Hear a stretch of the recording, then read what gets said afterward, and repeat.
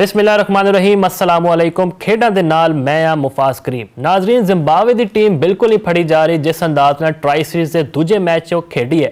श्रीलंका नूं 67 रन तो उन्होंने हरा दिता है। तो सिकंदर रजा जदों दे कैप्टन बने ने इस टीम के, पहला असीं वेख्या कि लाहौर कलंदर्स नूं उन्होंने PSL की ट्रॉफी जिताई, उस तो बाद पाकिस्तान नूं टफ टाइम दिता पहले मैच में, तो हुण दूजा मैच श्रीलंका तो खो लिया उन्होंने। जिम्बाब्वे की टीम की जे गल करी, उन्होंने पहला टारगेट दिता 163 रन का, तो जिहड़े उन्होंने मेन खिलाड़ी ने ब्रायन बेनेट 49 रन की शानदार इनिंग्स खेडी है। तो ब्रायन बेनेट एक झलक नज़र आती है रोहित शर्मा की कि वो पावर प्ले का बड़ा फायदा चुकते हैं। फिर सिकंदर रजा कप्तान, उन्होंने भी फिर असीं गल करिए वो तो पिछे रहिंदा ही नहीं ना, उन्होंने भी 47 रन जोड़ते तो जिम्बाब्वे नूं जिहड़ा ना एक अहम मैच जिताया। श्रीलंका की जी टीम सी वो हदफ के ताकुब च सिर्फ 95 रन से ही आउट हो गई। तो पथुम निसांका जिन्हों को सानूं उम्मीद भी सन कि जी ए बड़े वड्डे खिलाड़ी ने, जिवें एशिया कप च इन्हां दा बल्ला चलदा सीगा, हर्षित राणा नूं छक्के मारते सन, वो भी कल फ्लॉप रहे ने। तो की वजह हो सकती है कि श्रीलंका की टीम जी कहते सन जी है साउथ अफ्रीका तो भी ज़्यादा सानू फड़ लेगी, सानू टफ टाइम देगी, इन्हों आखिर हो की गया? साडे नाल यासिर साहब मौजूद ने। यासिर साहब, थानू जी आया नूं दसो की वजह हो गई अचानक श्रीलंका नूं की पी लिया कि वैसे ही मोराल डाउन हो गया इन्हां दा?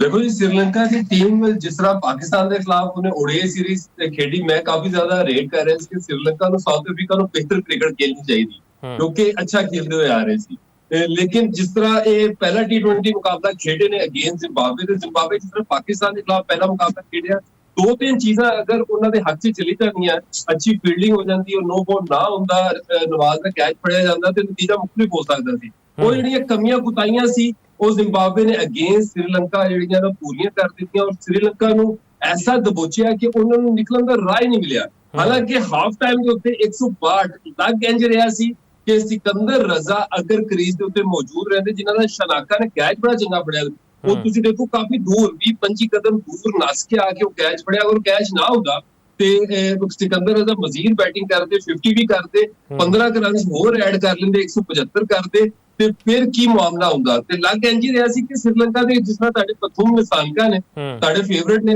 ਉਹ ਹਲੇ ਵਨਡੇ ਦੇ ਵਿੱਚ ਵੀ 25-30 ਤੇ T20 ਦੇ ਵਿੱਚ ਮੈਨੂੰ ਲੱਗ ਰਿਹਾ ਸੀ ਕੋਈ ਵੱਡੀ ਬਾਰੀ ਖੇਲ ਕੇ ਇਹ ਮੈਚ ਜ਼ਿੰਬਾਬਵੇ ਨੂੰ ਜਿਹੜਾ ਨਾ ਹਰਾਨ ਦੇ ਵਿੱਚ ਅਹਿਮ ਕਿਰਦਾਰ ਅਦਾ ਕਰਨਗੇ। ਲੇਕਿਨ ਓਪਨਰ ਪਥੂਮ ਨਿਸਾਂਕਾ ਆਊਟ ਹੋਏ ਨੇ ਤੇ ਇਹਦੇ ਵਿੱਚ ਤਾਰੀਫ ਕਰਨੀ ਪਏਗੀ ਜ਼ਿੰਬਾਬਵੇਨ पेसर्स दी, एन नगारवा, एवंस, उस तो बाद जेड़ा मफोसा है, तिन्ना दी अगर तुसी लेंथ देखो ना, रावलपिंडी दी जो पिच है ना, मफोसा एक बाउंस नूं असिस्ट करदी है ते राइट एरियाज शायद जिम्बाब्वे जेड़े बॉलर्स ने अपनी कंडीशन के उत्ते इसे लाइन ते इसे लेंथ नूं हिट करदे ने और इस लाइन और लेंथ नूं अगर हिट करो रावलपिंडी दे विच जेड़ी शॉर्ट ऑफ लेंथ बॉलिंग हुंदी है वो उत्थे जो बॉल हिट किया जाता है तो साइड में मूवमेंट जी उन्होंने मिल रही है, एक्स्ट्रा बाउंस मिल रहा है। उन्होंने ना सिर्फ पाकिस्तान को तंग किया बल्कि श्रीलंकन बैट्समैन जेडे कि उन्होंने भी गुलाब बहुत ज्यादा मशहूर है। एक बार इन्होंने ओपनर फाड़ लो, खुशहाल मेंडिस ने फाड़ लो, नाल पथुम निसांका फाड़ लो, तो उस तो बाद जो परेरा ने उन्होंने परेरा भी अपने जी अरूज है वो खो चुके हैं। उस तो बाद जो मिडल ऑर्डर है वो बिल्कुल ही श्रीलंका भी अच्छा परफॉर्म नहीं कर रहे सी, उन्होंने जान ना थोड़ा बहुत फर्क पिया होएगा। लेकिन एक ही बैट्समैन लग रहे ने, उन्होंने टॉस जीत के पहले जो फील्डिंग का फैसला किया, ड्यू फैक्टर का उन्होंने फायदा चक्कन की कोशिश की, लेकिन वो फिर बाद प्रेस कॉन्फ्रेंस में कह रहे थे कि पिच का बड़ा मसला सीगा, बॉल डेड हो रही थी साढ़े जो बैट्समैन उन्होंने समझ नहीं लगती पई सी। उन्होंने यह जी एक्सक्यूज हैगी एक तुम समझते हो ठीक है?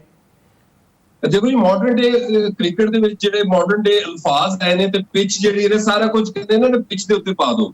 ਤੁਹਾਡੇ ਕੋ ਅਗਰ ਕੋਈ ਅੱਛਾ ਨਾ ਖੇਡਿਆ ਜਾਵੇ, ਬੈਟਿੰਗ ਨਾ ਅੱਛੀ ਹੋਵੇ ਤੇ ਪਿਚ ਦੇ ਉੱਤੇ ਪਾ ਦਿਓ। ਟੌਸ ਇੱਕ ਤਾਂ ਦੇਖੋ ਜਿਹੜਾ ਡਿਊ ਦਾ ਫੈਕਟਰ ਹੈ ਨਾ ਮੁਫਾਜ਼ ਸਾਹਿਬ, ਜਦੋਂ 6 ਵਜੇ ਮੈਚ ਸ਼ੁਰੂ ਹੋ ਰਿਹਾ ਨਾ ਤੇ ਤੁਸੀਂ ਅਗਰ ਮੈਚ ਨੂੰ ਦੇਖੋ ਤੇ 8:30 ਪੌਣੇ 9 ਵਜੇ ਡਿਊ ਸ਼ੁਰੂ ਹੁੰਦੀ ਹੈ ਤੇ ਉਸ ਤੋਂ ਪਹਿਲਾਂ ਤਾਂ ਮੈਚ ਹੀ ਜਿਹੜਾ ਨਾ ਮੁਕਾ ਦਿੱਤਾ ਸੀ ਜ਼ਿੰਬਾਬਵੇ ਪੇਸਰ ਨੇ। ਜੋ ਤੁਸੀਂ 30 ਦੇ ਉੱਤੇ 4 ਆਊਟ ਕਰ ਦੋ ਔਰ ਤੁਸੀਂ 67 ਸਕੋਰਾਂ ਦੇ ਉੱਤੋਂ ਮੈਚ ਹਾਰੋ ਤੇ ਡਿਊ ਤਾਂ ਬਹੁਤ ਦੂਰ ਰਹਿ ਜਾਂਦੀ ਹੈ ਨਾ। ਮਤਲਬ ਡਿਊ ਦਾ ਤਾਂ ਫੈਕਟਰ ਇਸ ਮੈਚ 'ਚ ਬਿਲਕੁਲ ਹੀ ਜਿਹੜਾ ਨਾ ਰਾਈਟ ਆਫ ਕਰ ਦਿੱਤਾ ਜ਼ਿੰਬਾਬਵੇ ਬॉलर्स ਨੇ, ਚਾਹੇ ਉਹ ਫਾਸਟ ਬॉलर ਹੋਣ ਚਾਹੇ ਬਾਅਦ ਦੇ ਵਿੱਚੋਂ ਆਉਣ ਵਾਲੇ ਜਿਹੜੇ ਉਹਨਾਂ ਦੇ ਸਪਿਨਰ ਸਿਕੰਦਰ ਰਜ਼ਾ ਹੋਵੇ, ਗ੍ਰੈਮ ਕ੍ਰੀਮਰ ਹੋਵੇ, ਤੇ ਸਵਾਏ ਸ਼ਨਾਕਾ ਦੇ ਲੱਗੇ ਨਹੀਂ ਐਸਾ ਕੋਈ ਪਲੇਅਰ श्रीलंका ਦਾ ਜਿਹੜਾ ਕਿ ਬੈਟਿੰਗ ਦੇ ਮੂਡ ਦੇ ਵਿੱਚ ਹੋਵੇ। श्रीलंका ਦੇ ਇਹ ਜਿਹੜੇ ਬੈਟਸਮੈਨ ਹੈ ਜਿਸ 'ਚ ਪਥੁਮ ਨਿਸਾਂਕਾ ਹੈ, खुशहाल मेंडिस है, परेरा ਤਾਂ ਪੁਰਾਣਾ ਇਹਨਾਂ ਦਾ, ਉਸ ਤੋਂ ਬਾਅਦ ਰਾਜਾ ਪਕਸਾ ਹੈ, ਫਿਰ ਥਲੇ ਇੰਡੋ मेंडिस है। ਪਿਛਲੇ 3-4 ਸਾਲ ਹੋ ਗਏ ਨੇ ਇਹਨਾਂ ਨੂੰ ਖੇਡਦੇ ਹੋਏ। ਏਸ਼ੀਆ ਕੱਪ ਵੀ ਇਹਨਾਂ ਨੇ ਜਿੱਤਿਆ ਸੀ 2023 ਦੇ ਵਿੱਚ, ਪਾਕਿਸਤਾਨ ਨੂੰ ਹਰਾਇਆ ਸੀ। लेकिन उदों दे लगता इंज सी कि अज इवॉल्व करनगे, हुण बड़ियां वारियां खेडना शुरू करनगे, जिम्मेदारी चुकणगे। लेकिन हजे तक जो भी ਇਹਨਾਂ ਨੂੰ ਦੇਖਿਆ ਗਿਆ ਹੈ ਕਿ ਜਦੋਂ ਕਰੰਚ ਮੂਵਮੈਂਟਸ ਆਉਂਦੇ ਨੇ, ਜਦੋਂ ਪ੍ਰੈਸ਼ਰ ਆਉਂਦਾ ਹੈ, 2-3 ਵਿਕਟਾਂ ਤੋਂ ਜਲਦੀ ਗਿਰ ਜਾਂਦੀਆਂ ਨੇ ਤੇ ਇਹ ਟੀਮ ਫਸ ਜਾਂਦੀ ਹੈ। ਹੁਣ ਸ਼੍ਰੀਲੰਕਾ ਦੇ ਸ਼ਾਇਕੀਨ ਬੜਾ ਗੁੱਸੇ 'ਚ ਮੈਂ ਵੇਖਦਾ ਪਿਆ ਸੋਸ਼ਲ ਮੀਡੀਆ 'ਤੇ, ਉਹ ਕਹਿੰਦੇ ਸਨ ਕਿ ਇਹ ਪੂਰੀ ਟੀਮ ਹੀ ਹੁਣ ਨਾ ਬਦਲਦੀ ਜਾਏ, ਜਿਵੇਂ ਪਾਕਿਸਤਾਨ ਕਹਿੰਦੇ ਸੀ ਨਾ ਇੱਥੇ ਇਹ ਟੀਮ ਜਿਹੜਾ ਹੁਣ ਨਵੀਂ ਬਦਲੋ ਅੱਗੇ ਵਰਲਡ ਕੱਪ ਆ ਰਿਹਾ, ਤੇ ਤੁਹਾਨੂੰ ਲੱਗਦਾ ਹੈ ਕਿ ਟੀਮ ਬਦਲਣੀ ਚਾਹੀਦੀ ਹੁਣ ਪੂਰੀ ਸ਼੍ਰੀਲੰਕਾ ਦੀ? ਦੇਖੋ ਮੁਫਾਜ਼ ਸਾਹਿਬ, ਪੂਰੀ ਦੀ ਪੂਰੀ ਅਗਰ ਟੀਮ ਤੁਸੀਂ ਬਦਲ ਦੋਗੇ ਨਾ, ਤੇ ਜਿਸ ਤਰ੍ਹਾਂ ਅੱਜ ਏਸ਼ੀਆ ਕੱਪ ਦਾ ਵੀ ਇੱਕ ਦਾ ਮੈਚ ਹੋਣਾ ਹੈ ਪਾਕਿਸਤਾਨ ਦੇ ਨਾਲ ਸੈਮੀਫਾਈਨਲ, ਉਹਦੇ ਵਿੱਚ ਵੀ ਅਗਰ ਤੁਸੀਂ ਦੇਖੋਗੇ ਨਾ ਤਾਂ ਉਹ ਐਡੇ ਕੋਈ ਵੱਡੇ ਪਲੇਅਰ ਨਹੀਂ ਹੈ ਕਿ ਉਹ ਫੌਰਨ ਆਉਣ ਤੇ ਸ਼੍ਰੀਲੰਕਾ ਦੇ ਪਲੇਅਰਾਂ ਨੂੰ ਜਿਹੜਾ ਨਾ ਰਿਪਲੇਸ ਕਰ ਦਿੱਤਾ ਜਾਵੇ। ਅਗਰ ਤੁਸੀਂ ਕਪਤਾਨੀ ਦੇਖੋ, ਜਿੱਥੇ ਛੋਟੀ ਟੀਮ ਹੁੰਦੀ ਹੈ, ਪਰਫਾਰਮ ਨਹੀਂ ਕਰਦੀ, ਬੋਡੀ ਲੈਂਗੁਏਜ ਅੱਛੀ ਨਹੀਂ ਹੁੰਦੀ, ਤੇ ਸਿਕੰਦਰ ਰਜ਼ਾ ਨੂੰ ਤੁਸੀਂ ਦੇਖੋ, ਜਦੋਂ ਟਾਸ ਕਰਨਾ ਹੈ ਪਹਿਲੀ ਉਹਦੀ ਪ੍ਰੈਸ ਕਾਨਫਰੰਸ ਜਦੋਂ ਪਾਕਿਸਤਾਨ ਦੇ ਵਿੱਚ ਆਇਆ ਤੇ ਸਭ ਤੋਂ ਜਿਹੜੀ ਜ਼ਬਰਦਸਤ ਪ੍ਰੈਸ ਕਾਨਫਰੰਸ ਸੀ, ਸ਼ਰਾਕਾ ਹੋਵੇ ਜਾਂ ਸਲਮਾਨ ਅਲੀ ਆਗਾ ਹੋਵੇ, ਉਸ ਤੋਂ ਵੀ ਜ਼ਿਆਦਾ ਅੱਛਾ ਤੇ ਸੈਂਸੀਬਲ ਜਿਹੜਾ ਬੋਲਦਾ ਹੈ ਬੰਦਾ, ਉਹ ਸਿਕੰਦਰ ਰਜ਼ਾ ਹੈ। ਔਰ ਸਿਕੰਦਰ ਰਜ਼ਾ ਨੂੰ ਅਗਰ ਤੁਸੀਂ ਦੇਖੋ ਪਿਛਲੇ 6-7 ਸਾਲਾਂ ਤੋਂ ਜਿਸ ਤਰ੍ਹਾਂ ਇਹਨੇ ਆਪਣੀ ਗੇਮ ਨੂੰ ਇਵੋਲਵ ਕੀਤਾ, ਹਰ ਫਰੈਂਚਾਈਜ਼ ਕ੍ਰਿਕਟ ਜਿੰਨੀਆਂ ਵੀ ਪ੍ਰਾਈਵੇਟ ਲੀਗਾਂ ਹੋ ਰਹੀਆਂ ਉਹਨਾਂ ਦੇ ਵਿੱਚ ਜਿਹੜਾ ਨਾ ਇਹ ਸਭ ਤੋਂ ਪਹਿਲੀ ਚੁਆਇਸ ਹੁੰਦੇ ਨੇ। IPL ਵੀ ਖੇਡਦੇ ਨੇ, ILT ਵੀ ਖੇਡਦੇ ਨੇ, PSL ਦੇ ਵਿੱਚ ਤੁਹਾਨੂੰ ਯਾਦ ਹੋਏਗਾ ਲਾਸਟ ਈਅਰ ਫਲਾਈਟ ਦੇ ਵਿੱਚ ਸੀ, ਆਖਰੀ ਲਮਹਾਤ ਦੇ ਵਿੱਚ ਟੀਮ ਨੂੰ ਜੁਆਇਨ ਕੀਤਾ, ਪਤਾ ਨਹੀਂ ਸੀ ਆ ਪਾਣਗੇ, ਜੁਆਇਨ ਕਰ ਪਾਣਗੇ, ਲੇਕਿਨ ਐਂਡ ਦੇ ਉੱਤੇ 7 ਗੇਮਾਂ ਚ 22 ਸਕੋਰ ਚਾਹੀਦਾ ਸੀ, ਉਹ ਵੀ ਕਰ ਦਿੱਤਾ। ਐਟੀਟਿਊਡ, ਕੱਲ ਵੀ ਸ਼ਾਟ ਬੜਾ ਜ਼ਬਰਦਸਤ ਮਾਰਿਆ ਸੀ, ਉਹ ਕੈਚ ਚੰਗਾ ਫੜਿਆ ਗਿਆ, ਤੇ ਇਹੋ ਜਿਹਾ ਕਪਤਾਨ ਉਹ ਮੈਨੂੰ ਲੱਗਦਾ ਹੈ ਕਿ ਸ਼ਨਾਕਾ ਦੇ ਵਿੱਚ ਐਸੀ ਚੀਜ਼ ਹੈ। ਜਦੋਂ ਵੀ ਟੀਮ ਫਸਦੀ ਹੈ, ਏਸ਼ੀਆ ਕੱਪ ਦੇ ਵਿੱਚ ਵੀ ਉਹਨੇ ਵਾਰੀਆਂ ਲਾਈਆਂ, ਇਸ ਤੋਂ ਪਹਿਲਾਂ ਵੀ ਉਹ ਵਾਰੀਆਂ ਲਾਂਦਾ ਰਹਿੰਦਾ ਹੈ, ਤੇ ਬੋਲਿੰਗ ਵੀ ਅੱਛੀ ਕਰਦਾ, ਫੀਲਡਰ ਵੀ ਬਹੁਤ ਅੱਛਾ ਹੈ, ਸੇਮ ਲਾਈਕ ਸਿਕੰਦਰ ਰਜ਼ਾ। ਤੇ ਕਪਤਾਨੀ ਅਗਰ ਆਏ ਨਾ ਯਾਸਰ ਸਾਹਿਬ, ਉਹ ਕਹਿੰਦੇ ਨੇ ਕਿ ਜਾਨ ਪੈ ਗਈ ਟੀਮ ਵਿੱਚ, ਹੁਣ ਜਿਹੜੀ ਨਾ ਫੜੀ ਨਹੀਂ ਜਾਂਦੀ, ਜਿਹੜੇ ਵੱਧ ਕੇ ਖੇਡਦੀ ਜ਼ਿੰਬਾਬਵੇ ਦੀ ਟੀਮ। ਹੁਣ ਜ਼ਿੰਬਾਬਵੇ ਦਾ ਜਿਹੜਾ ਇਹ ਗ੍ਰਾਫ ਸੀਗਾ ਡਿੱਗਿਆ ਹੋਇਆ ਸੀ, ਲੋਕ ਸਮਝਦੇ ਕੁਝ ਨਹੀਂ ਸਨ ਕਿ ਇਹ ਤੇ ਕਿਸੇ ਖਾਤੇ ਹੀ ਨਹੀਂ ਹੈ। ਤੁਹਾਨੂੰ ਲੱਗਦਾ ਹੈ ਕਿ ਸਿਕੰਦਰ ਰਜ਼ਾ ਜਦੋਂ ਦੇ ਆਏ ਨੇ ਤੇ ਹੁਣ ਜ਼ਿੰਬਾਬਵੇ ਦੀ ਟੀਮ ਜਿਹੜੀ ਹੁਣ ਬਹੁਤ ਅੱਗੇ ਜਾਊਗੀ? ਹਾਂਜੀ ਦੇਖੋ, ਜਿਹੜੇ ਪਾਕਿਸਤਾਨ ਦੇ ਖਿਲਾਫ ਵੀ ਸੀਰੀਜ਼ ਖੇਡੀ ਸੀ, ਉਹ ਚ ਇੱਕ ਵਨਡੇ ਵੀ ਜਿੱਤਿਆ, ਇੱਕ T20 ਵੀ ਜਿੱਤਿਆ, ਹੁਣ ਲੰਕਾ ਖੇਡ ਕੇ ਆਈ ਹੈ, ਉਹ ਚ ਇੱਕ ਮੈਚ ਵਨਡੇ ਵੀ ਜਿੱਤਿਆ, T20 ਵੀ ਜਿੱਤਿਆ। ਉਹਦੇ ਬਾਅਦ ਜਿਹੜੇ ਵੱਡੇ ਮੈਚਿਸ ਸੀ ਫਸਾਏ ਨੇ, T20 ਮੈਚਿਸ ਵੀ ਇਹਨਾਂ ਨੇ ਫਸਾਏ ਨੇ, ਕਲੋਜ਼ ਫਿਨਿਸ਼ਿੰਗ ਹੋਏ ਨੇ।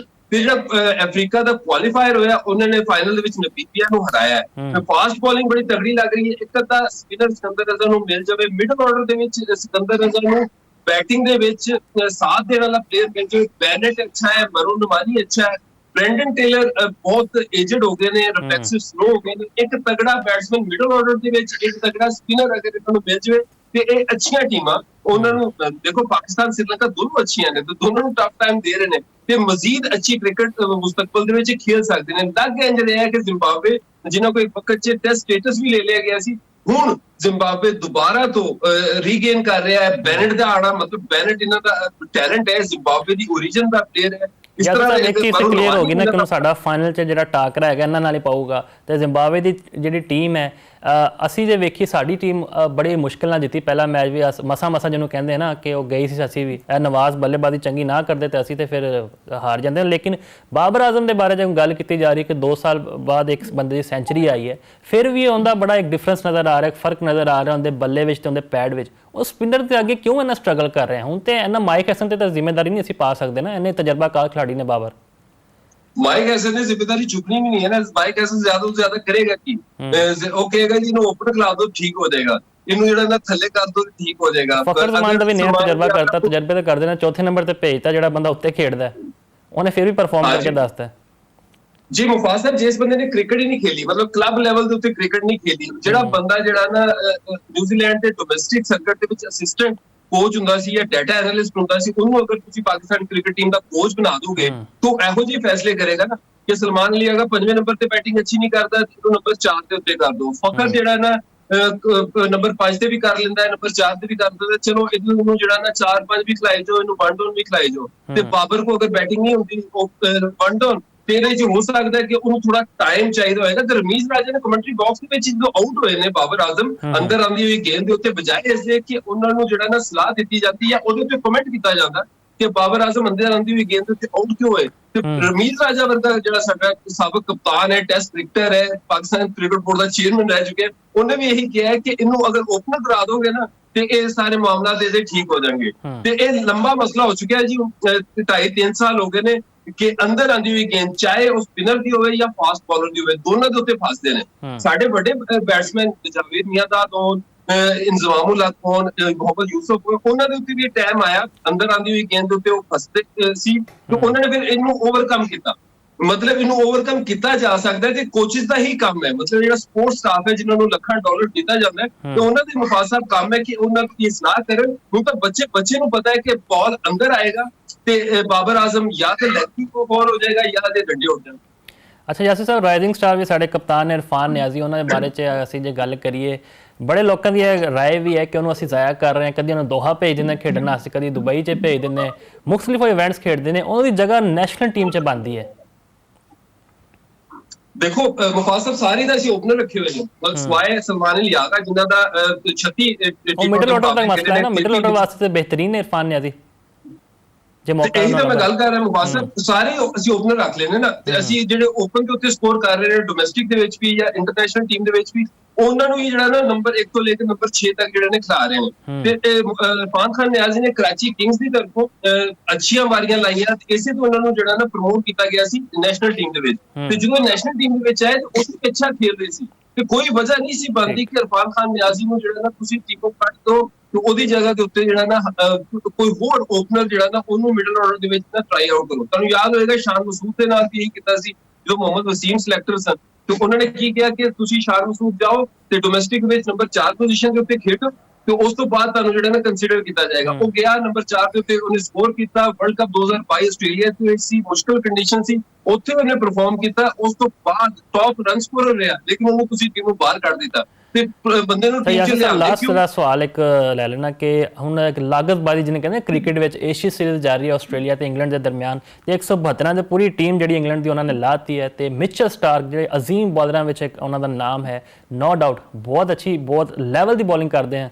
7 ਵਿਕਟਾਂ ਉਹਨਾਂ ਨੇ ਆਪਣੇ ਨਾਮ ਕੀਤੀਆਂ ਨੇ ਤੇ ਤੁਹਾਨੂੰ ਲੱਗਦਾ ਹੈ ਕਿ ਹੁਣ ਆਸਟ੍ਰੇਲੀਆ ਆਪਣਾ ਫਾਇਦਾ ਉਠਾਏਗੀ ਹੋਮ ਐਡਵਾਂਟੇਜ ਦਾ? ਪਰਥ ਵਿੱਚ ਮੈਚ ਹੋ ਰਿਹਾ। ਦੇਖੋ ਜੀ, ਜਦੋਂ ਮੈਚ ਸਟਾਰਟ ਹੋਣਾ ਸੀ ਰਾਤੀ ਮੈਂ ਕੁਝ ਚੀਜ਼ਾਂ ਦੇਖ ਰਿਹਾ ਸੀ ਤੇ ਜਿਹੜੇ ਇੰਗਲਿਸ਼ ਲਿਖਣ ਵਾਲੇ ਤੇ ਇੰਗਲਿਸ਼ ਜਿਹੜੇ ਕਮੈਂਟੇਟਰ ਸਨ ਜਿਹੜੇ ਤਜਜ਼ੀਏ ਕਰ ਰਹੇ ਸੀ ਤੇ ਕਾਫੀ ਜ਼ਿਆਦਾ ਫੇਵਰ ਕਰ ਰਹੇ ਸੀ ਇੰਗਲੈਂਡ ਨੂੰ। ਦੀ ਇੱਕ ਹੀ ਵਜ੍ਹਾ ਸੀ, ਜੋਸ਼ ਹੈਜ਼ਲਵੁੱਡ ਤੇ ਉਹਦੇ ਨਾਲ ਜਿਹੜਾ ਨਾ ਪੈਟ ਕਮਿੰਸ ਕਪਤਾਨ ਦੋਨੋਂ ਟੀਮ ਦੇ ਵਿੱਚ ਨਹੀਂ ਖੇਡ ਰਹੇ ਸੀ ਤੇ ਪਹਿਲਾ ਮੈਚ ਬਰਥ ਦੇ ਵਿੱਚ ਸੀ ਤੇ ਇੱਕ ਹੀ ਬੰਦੇ ਦੇ ਉੱਤੇ ਬਹੁਤ ਜ਼ਿਆਦਾ ਲੋਡ ਆ ਗਿਆ ਸੀ, ਉਹ ਸੀ ਮਿਚਲ ਸਟਾਰਕ। ਔਰ ਮਿਚਲ ਸਟਾਰਕ ਨੇ ਜਿਸ ਤਰ੍ਹਾਂ ਇਸ ਮੈਚ ਦੇ ਵਿੱਚ ਆ ਕੇ ਅੱਜ ਪਹਿਲੇ ਦਿਨ ਹੀ 7 ਖਿਡਾਰੀ ਆਊਟ ਕੀਤੇ, 115 ਦੇ ਉੱਤੇ ਇੰਗਲੈਂਡ ਦੀ ਟੀਮ ਨੂੰ ਬੰਨੇ ਲਾਇਆ। ਸਿਰਫ 33 ਓਵਰ ਹੀ ਖੇਡ ਪਾਈ ਇੰਗਲੈਂਡ ਦੀ ਟੀਮ ਤੇ ਉਹ ਜਿਹੜੀ ਸਾਰੀਆਂ ਖੁਸ਼ਫਹਿਮੀਆਂ ਸੀ ਇੰਗਲੈਂਡ ਦੀਆਂ ਕਿ ਅਸੀਂ ਇਸ ਦਫਾ ਸੀਰੀਜ਼ ਤੇ ਦੇਖੋ 5 ਮੈਚਾਂ ਦੀ ਹਜੇ ਕਿਹੜਾ ਕਪਲਸ ਵਕਤ ਹੈ, ਅੱਗੇ ਸੀਰੀਜ਼ ਵਿੱਚ ਕੀ ਹੋਏਗਾ, ਲੇਕਿਨ ਪਰ ਦਾ ਟੈਸਟ ਮੈਚ ਤੇ ਪਰ ਦੀ ਬਾਉਂਸੀ ਪੇਚ ਦੇ ਉੱਤੇ ਸਿਰਫ ਮਿਚਲ ਸਟਾਰਕ ਦੇ ਹੋਣ ਤੇ ਸਾਡੇ ਕੋਲ ਜੋਫਰਾ ਆਰਚਰ ਵੀ ਹੈ ਤੇ ਉਹਦੇ ਨਾਲ ਸਾਡੇ ਕੋਲ ਜਿਹੜਾ ਨਾ ਉਹ ਮਾਰਕਵੁੱਡ ਵੀ ਤੇਜ਼ ਬੋਲਰ ਤੇ ਅਸੀਂ ਆਸਟ੍ਰੇਲੀਆ ਨੂੰ ਫੜ ਲਾਂਗੇ। ਲੇਕਿਨ ਮਾਮਲਾ ਜਿਹੜਾ ਨਾ ਡਿਫਰੈਂਟ ਹੋ ਗਿਆ। ਹਾਲਾਂਕਿ ਇਸ ਪਿਚ ਦੇ ਉੱਤੇ ਬੈਟਿੰਗ ਕਰਨਾ ਮੁਸ਼ਕਲ ਹੋਏਗਾ ਜਿਸ ਤਰ੍ਹਾਂ ਮੈਚ ਹੋਏਗਾ, ਲੇਕਿਨ ਪਹਿਲਾ ਪੰਜ ਜਿਹੜਾ ਨਾ ਮੈਚ ਦੇ ਵਿੱਚ ਆਸਟ੍ਰੇਲੀਆ ਨੇ ਬੜਾ ਦਿਲਚਸਪ ਮੈਚ ਹੋਏਗਾ। ਯਾਸਿਰ ਸਾਹਿਬ ਤੁਸੀਂ ਬਿਲਕੁਲ ਠੀਕ ਆਖਿਆ ਤੇ ਮਿਚਲ ਸਟਾਰਕ ਬੜਾ ਵੱਡਾ ਨਾਂ ਹੈ ਤੇ ਇਹ ਅਸੀਂ ਬੜੇ ਖੁਸ਼ਕਿਸਮਤ ਉਹਨਾਂ ਨੂੰ ਅਸੀਂ ਬੋਲਿੰਗ ਕਰਦੇ ਹੁਣ ਲਾਈਵ ਵੇਖਦੇ ਨੇ। ਤੇ ਫਿਲਹਾਲ ਇੱਕ ਬ੍ਰੇਕ ਲੈਂਦੇ, ਬ੍ਰੇਕ ਤੋਂ ਬਾਅਦ ਵਾਪਸ ਹਾਜ਼ਰ ਹੁੰਦੇ।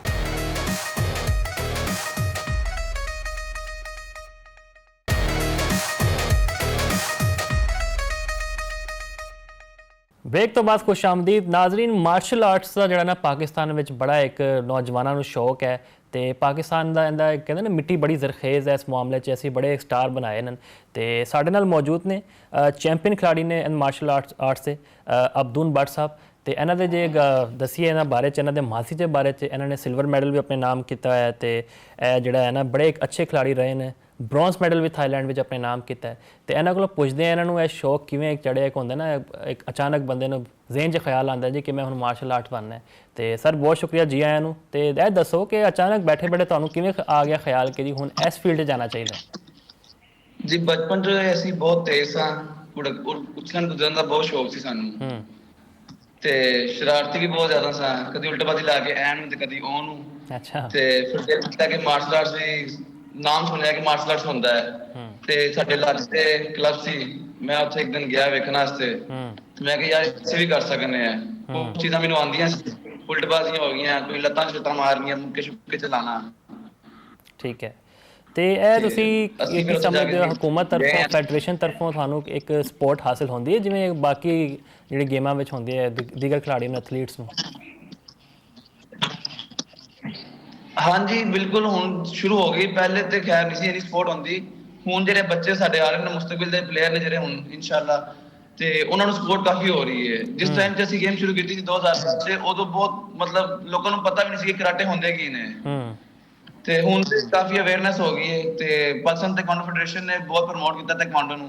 ਹੁਣ ਸਾਡੇ ਬੱਚੇ ਮਾਸ਼ਾਅੱਲਾ ਇੰਟਰਨੈਸ਼ਨਲ ਮੈਡਲ ਵੀ ਲੈ ਕੇ ਆ ਰਹੇ ਨੇ, ਤੇ ਬਾਕੀ ਸਾਡੀ ਇਸਲਾਮਿਕ ਗੇਮ ਦੀ ਟੀਮ ਗਈ ਹੈ ਤਾਇਕਵਾਂਡੋ ਦੀ, ਤੇ ਇਨਸ਼ਾਅੱਲਾ ਉਮੀਦ ਹੈ ਕਿ ਅੱਛਾ ਰਿਜ਼ਲਟ ਆਏਗਾ ਤੇ ਮੈਡਲ ਵੀ ਲੈ ਕੇ ਆਣਗੇ। ਅੱਛਾ, ਤੇ ਮੁਸਤਕਬਲ ਜਿਹੜੇ ਇਵੈਂਟਸ ਆ ਰਹੇ ਨੇ ਉਹ ਕਿਹੜੇ-ਕਿਹੜੇ ਨੇ ਸਾਡੇ ਨਾਜ਼ਰੀਨ ਨੂੰ ਦੱਸੋ, ਤੇ ਤੁਹਾਡੇ ਕੀ ਪਲਾਨ ਨੇ ਅੱਗੇ? ਆਪਣੇ ਚੇਅਰ ਵੀ ਦਾ ਨਾਮ ਲਾਓ। ਸਾਡਾ ਜਿਹੜਾ ਸਭ ਤੋਂ ਮੇਨ ਚੀਜ਼ ਹੈ 올림픽ਸ ਦੇ ਮੈਡਲ ਨੇ, ਠੀਕ ਹੈ, ਵਰਲਡ ਚੈਂਪੀਅਨਸ਼ਿਪ ਦੇ ਮੈਡਲ ਨੇ, ਜੋ ਕਿ ਸਾਨੂੰ ਬਹੁਤ ਜ਼ਰੂਰੀ ਚਾਹੀਦੇ ਨੇ ਸਾਡੇ ਮੁਲਕ ਨੂੰ। ਰੈਂਕਿੰਗ ਦੇ ਵਿੱਚ ਸਾਡੇ ਪਲੇਅਰ ਆ ਗਏ ਨੇ ਵਰਲਡ ਰੈਂਕਿੰਗ ਦੇ ਵਿੱਚ, ਤੇ ਵਰਲਡ ਤਾਇਕਵਾਂਡੋ ਦੇ ਸਾਨੂੰ ਮੈਡਲ ਚਾਹੀਦੇ ਨੇ, ਤੇ 올림픽ਸ ਦੇ ਸਾਨੂੰ ਮੈਡਲ ਚਾਹੀਦੇ, ਜਿਹਦੇ ਵਿੱਚ ਸਾਨੂੰ ਗਵਰਨਮੈਂਟ ਦੀ ਸਪੋਰਟ ਦੀ ਬਹੁਤ ਜ਼ਰੂਰੀ ਹੈ। ਟ੍ਰੇਨਿੰਗ ਕੈਂਪ ਚਾਹੀਦੇ ਸਾਡੇ ਬੱਚਿਆਂ ਨੂੰ, ਤੇ ਡਾਈਟ ਜਿਹੜੀ ਨਾ ਸਾਡੇ ਮੁਲਕ ਦੇ ਵਿੱਚ ਡਾਈਟ ਬਹੁਤ ਜ਼ਰੂਰੀ, ਡਾਈਟ ਤੇ ਮੈਡੀਕਲ, ਇਹ ਦੋ ਚੀਜ਼ਾਂ ਸਪੋਰਟਸਮੈਨ ਦੇ ਵਾਸਤੇ ਬਹੁਤ ਜ਼ਰੂਰੀ ਹੈ। ਬਹੁਤ ਜ਼ਰੂਰੀ। ਤੇ ਬਟ ਸਾਹਿਬ ਇਹ ਦੱਸੋ ਕਿ ਯੂਨੀਵਰਸਿਟੀ ਦੇ ਕਾਲਜਸ ਲੈਵਲ ਤੇ ਸਕੂਲ ਲੈਵਲ ਤੇ ਵੀ ਇਹ ਜਿਹੜੇ ਇੱਕ ਇਵੈਂਟਸ ਹੁੰਦੇ ਨੇ ਜਿਵੇਂ ਡੋਮੈਸਟਿਕ ਜਿਹਨੂੰ ਕਹਿੰਦੇ ਆ ਅਸੀਂ?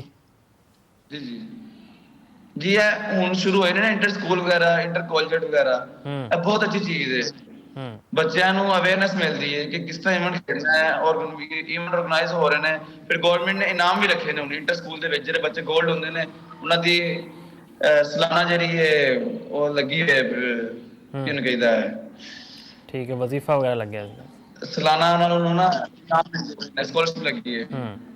ਤੇ ਪਿੰਡਾਂ ਦਿਹਾਤਾਂ ਜਿਹੜੇ ਲੋਕਾਂ ਨੂੰ ਸ਼ੌਕ ਹੈਗਾ ਇਸ ਖੇਡ ਦਾ, ਉਹਨਾਂ ਵਾਸਤੇ ਤੇ ਬੜਾ ਫਿਰ ਮੁਸ਼ਕਿਲ ਹੋ ਜਾਂਦਾ ਹੋਣਾ ਅੱਗੇ ਆਣਾ, ਜਿਹੜਾ ਟੀਮ ਵਾਸਤੇ ਪਰਫਾਰਮ ਕਰਨਾ? ਨਹੀਂ, ਅਸਲ 'ਚ ਪਲੇਅਰ ਜਿਹੜੇ ਨਾ ਸਾਡੇ ਪਿੰਡਾਂ ਥਾਵਾਂ 'ਚੋਂ ਨਿਕਲਦੇ ਨੇ ਬਾਹਰ, ਠੀਕ ਹੈ, ਤੇ ਜਦੋਂ ਪਲੇਅਰ ਕਾਲਜ ਯੂਨੀਵਰਸਿਟੀਜ਼ ਵਗੈਰਾ 'ਚ ਆ ਕੇ ਖੇਡਦੇ ਨੇ, ਫਿਰ ਉਹਨਾਂ ਨੂੰ ਪਲੇਅਰ ਤਿਆਰ ਹੁੰਦੇ ਨੇ ਕਾਲਜ ਯੂਨੀਵਰਸਿਟੀ ਦੇ ਵਿੱਚ, ਠੀਕ ਹੈ। ਤੇ ਉਮੀਦ ਹੈ ਕਿ ਇਨਸ਼ਾਅੱਲਾ ਜਿਹੜੇ ਬੱਚੇ ਗਾਉਂ ਦੇ ਹਾਲੇ ਪਿੱਛੇ ਜਿਨ੍ਹਾਂ ਨੂੰ ਮੌਕਾ ਨਹੀਂ ਮਿਲਿਆ, ਉਹ ਮਿਹਨਤ ਕਰਨ, ਅੱਗੇ ਆਉਣ ਤੇ ਉਹਨਾਂ ਨੂੰ ਮੌਕਾ ਮਿਲਦਾ ਹੈ। ਮਿਹਨਤ ਕਰਨ ਨਾਲ ਹੀ ਸਾਰੇ ਬੱਚੇ ਪ੍ਰਮੋਟ ਹੁੰਦੇ ਨੇ, ਤੇ ਸਿੱਖਣਗੇ ਤੇ ਅੱਗੇ ਆਉਣਗੇ। ਜੇ ਅਸੀਂ ਮੁਆਜ਼ਨਾ ਕਰੀਏ ਇੰਡੀਆ ਦੇ ਨਾਲ, ਸਾਡੀ ਜਿਹੜੇ ਫੈਡਰੇਸ਼ਨ ਹੈ, ਸਾਡੀ ਜਿਹੜੀ ਸਹੂਲੀਅਤ ਨੇ, ਤੁਸੀਂ ਸਮਝਦੇ ਜ਼ਿਆਦਾ ਬਿਹਤਰ ਨੇ ਉਹਨਾਂ ਦੇ ਮੁਕਾਬਲੇ 'ਚ?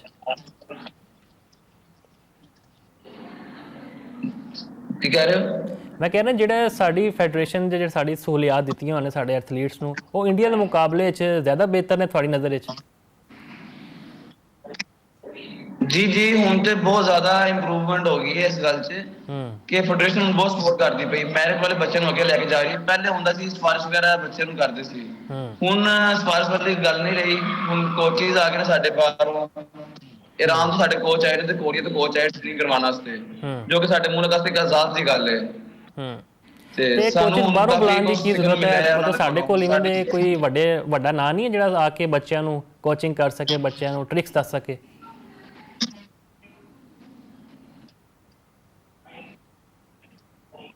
ਜੀ ਭੱਟ ਸਾਹਿਬ।